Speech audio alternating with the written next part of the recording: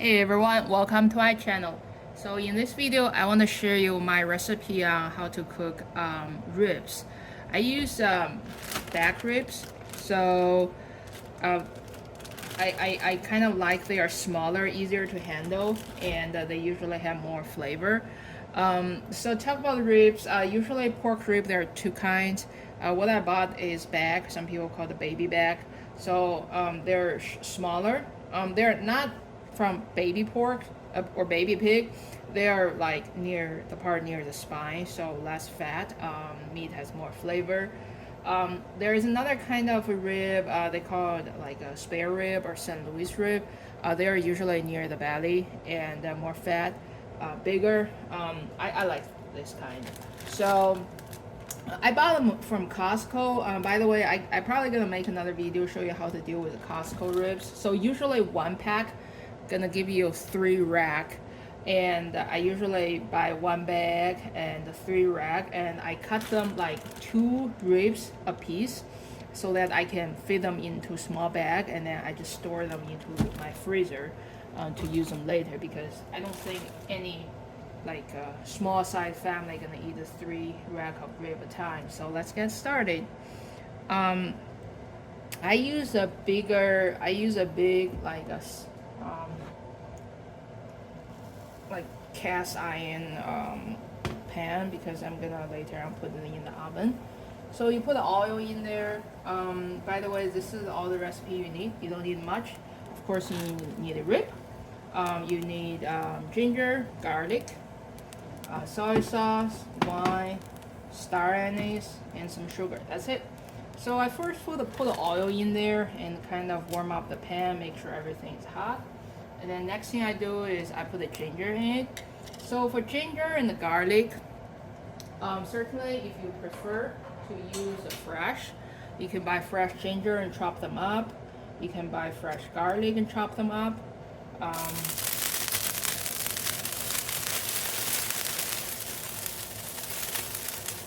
But for convenience, I usually just buy these kind of minced ginger and garlic in jar.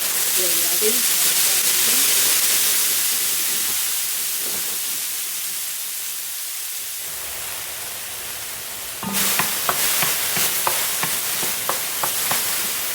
And then you just put the rib in.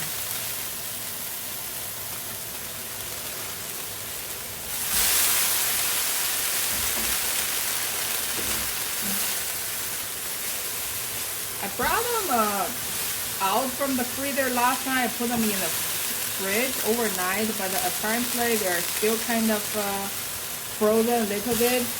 Ideally, if you are like a really professional cook, you probably want to have them thaw and dry them, and then you can kind of grill them a little bit, but just for convenience, I'm just gonna cook them like this. Sometimes I just put them in directly out of freezer. I mean, they're not bad. They're good anyway.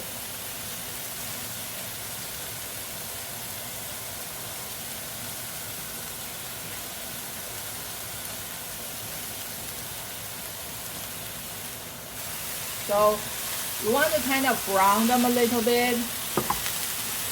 And the reason I think some cooks prefer to let them thaw completely and then dry them is because if you dry them, they brown better actually. Not like me, if you put them with a lot of juice in there, they are not easy to brown, but see, I mean, they brown anyway, so.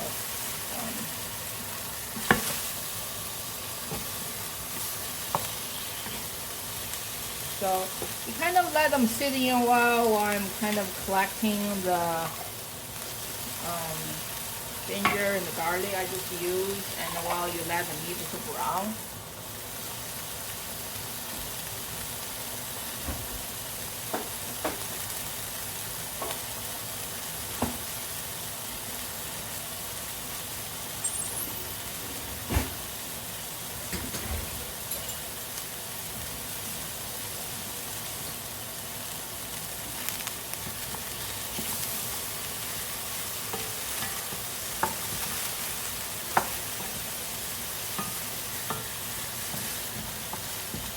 So it's really depending on how much time you want to spend in here to brown it. If I have more time, I probably want to spend more time in here, let them brown. But then sometimes if I'm in a rush, I'll just call them good. So at this time, I think they are pretty good. So I'm gonna start to put the rest of the recipe in there. So the next thing I'm gonna put is soy sauce and the cooking wine. So one thing I want to mention is it's kind of funny fact. Most of dishes I cook, I actually don't use salt and pepper because I usually just use soy sauce and cooking wine, and then there already some salt in them, so I kind of use the salt in here, use flavor from the soy sauce instead of the salt to cook my food. So that's why you see my recipe, I didn't even bring out the salt in there. I'm just gonna use soy sauce. And then when talking about the soy sauce, there is really no precise measurement I can tell you, like a half cup or whatever, because it's really gonna depend on what soy sauce you get. You're gonna have to taste it. So this specific one I bought from Costco, it tends to be very, very salty. So do not put much.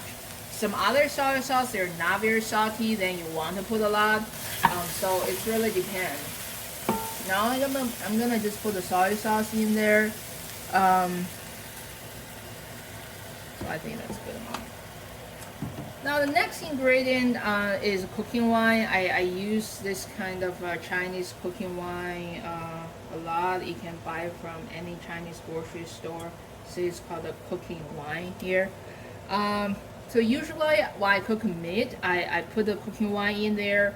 But then this kind of rib, I'm actually cooking them for my kids, and so I just not gonna put the wine in there.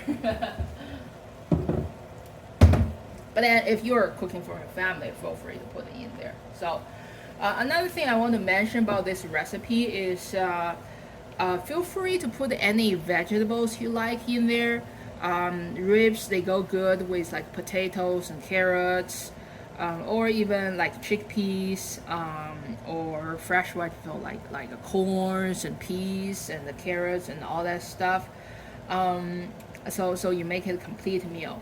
But then the way I make them, I actually make them ahead, and I actually tend to cut them into smaller pieces, and I freeze them individually for my kids' lunch, so that I can just thaw each rib individually and reheat them. And because I'm gonna freeze them later, that's why I'm not putting any vegetable in there. It's just gonna be meat. But then if you are cooking them for a big family together, feel free to put more vegetable in there so it's complete meat. So next I'm gonna put a water in there because ribs, usually you want to cook them in a lower temperature for a longer time. So to prevent them getting dry, you put a water in there. Now one thing to remember is you're gonna want to put a hot water or boiled water in there, because at this point the meat is very hot, and then if you just pour cold water in there, the meat is gonna shrink. So you want to put a hot water in there, and then because I'm gonna cook it for a long time in my oven, I'm gonna want to make sure the meat are covered at least. So alright, I think that's a good amount. Another secret of my recipe, I like to put the star anise in there. They tend to give you that sweetening flavor. It's not sugar sweet, but then it is sweet. So funny stories, I don't know why they have these small holes in there, because these are whole star anise. There's no way you can shake them out. So I use 1 star. So just drop 1 whole star in there, and that's good enough.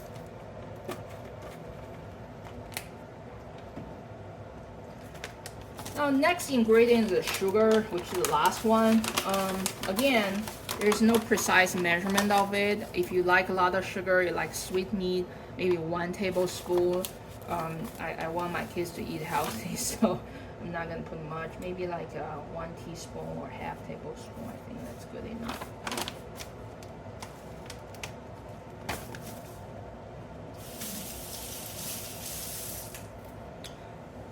So all right, that's it actually. If you want, you can turn the heat all the way up and let it boil. But then, if you're in a rush, don't even bother. Just cover it up, and I'm gonna put it in the oven. Now about the temperature time. Again, it depends. So I've tried it for rib. You want it to be lower temperature, longer time. So I tried like 375. Usually, if you do 375, it takes about 3 hours. But then I'm actually gonna be out this afternoon for a longer time. So I won't be able to take it out for 3 hours. So today I'm gonna do it lower temperature. I'll probably do it like 350 or 325, and then in that way it will cook probably 4 to 5 hours without getting dry. And then that's why it's very important you put enough water in there to cover everything so the meat don't get dry. Yeah, I don't even need to preheat my oven. And then I'm just gonna put it in.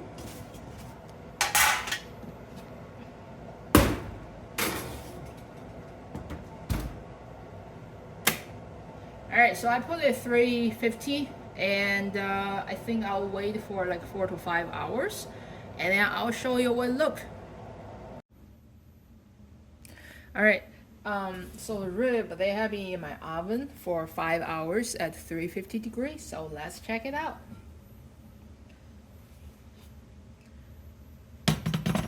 Alright, I think they turn out to be perfect. You can see I still have a layer of juice in there, so they're not burning, they're not drying. And then, I mean, the way you see if the rib is good or not is you just see if they are like kind of like falling off the bone. And then you see I'm using the fork to poke them, and that they are actually like falling off the bone. So, alright, let's try it out. I'm gonna take one piece out and show you. I'm gonna try this piece.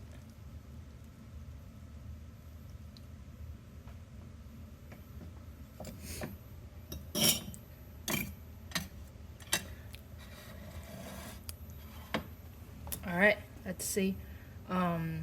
See, everything is kind of falling off the bone. So soft it is. So that's you know you have a successful rib. So since I mentioned this is a kind of like make ahead of rib, I'm gonna freeze it for my kids' lunch meal. So I usually just cut them like one rib a piece, and I freeze them in individual bed. But then you can try it out, see how it goes. All right. Thank you for watching my video. This is kind of, I would call it a rib in a rush video, because I was kind of in a rush and I had to finish this off within like 10 minutes before we need to go out. And then I just let it in my oven for like 5 hours, and then they turn out to be perfect. So it's easy and quick, and providing good protein to your family. All right, thank you for watching my video. If you like my recipe, please subscribe to my channel.